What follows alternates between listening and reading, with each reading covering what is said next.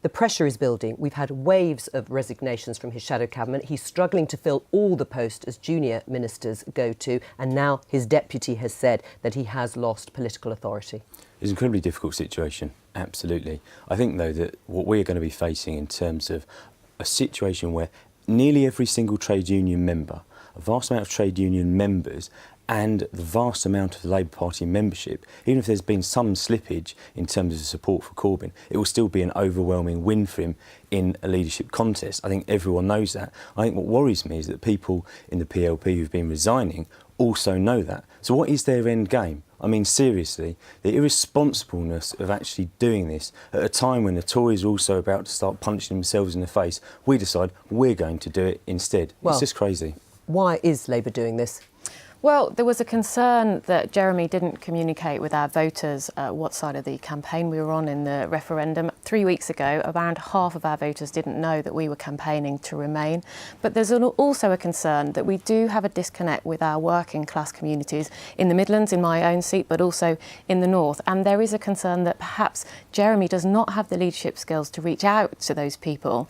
And I mean, I'll say this to Sam, I've had a number of emails over the weekend from people who did support Jeremy last year and who are now very disappointed with the lack of passion and the lack of conviction he had during the referendum campaign, and are very concerned that if we do have an election, perhaps by the end of the year, that we could lose many, many seats, because the polls are showing that we'd lose 30% of the support that we had last year, which was a bad result in itself. Right, but the point is that if there is a leadership election with Jeremy Corbyn on the ballot, he will win again. Well, we don't know that, because there are many members that actually voted for him that are now changing their minds. Point about working class. I'm a councillor in Dagenham. John Cruddas is one of my local MPs, as is Margaret Hodge. And actually, Jeremy was in a much better position in terms of a slightly Eurosceptic but Remain position. Because I'll be honest with you, the working class community I represent, that's where the vast majority of people were. And people turning around now and blaming Jeremy Corbyn. The rot set in a long, long time ago. These communities have felt abandoned, actually, because they felt that there was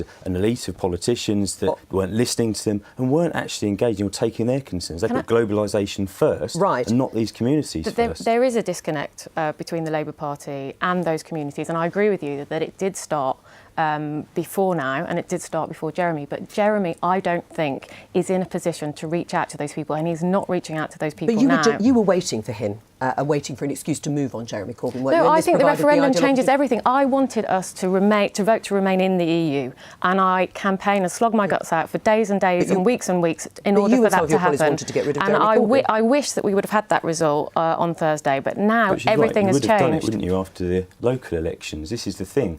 People know that people have been planning. Well, they didn't move, though, did they, after because the local obviously, elections? actually, the results weren't as bad as many of Well, the they weren't great either, so, you know, they were a disaster. There's a more profound question here. There's a disconnect between the parliamentary Labour Party and the Labour Party outside Parliament, to the point where you can end up in a catch-22, which isn't actually good for politics. And there's a real danger, I think, of the Labour Party splitting, because there are two very separate movements here. There's a Blairite parliamentary party and a more socialist party. There are lots of people in the parliamentary Labour Party who are not Blairites who have concerns about Jeremy. There is something about a parliamentary democracy that actually the Labour Party is responsible to its MPs and to Labour voters, not just its members. Do you accept that? I think obviously every MP is responsible to their voters who vote them in, you know, and obviously not even Labour Party members can supersede that. Seem to want Jeremy Corbyn to go. However, I think, you know, we will still get the same result. I mean, the reality is if there is another left candidate on the ballot paper, they would also then win as well. Right. Who would you have replaced Jeremy Corbyn?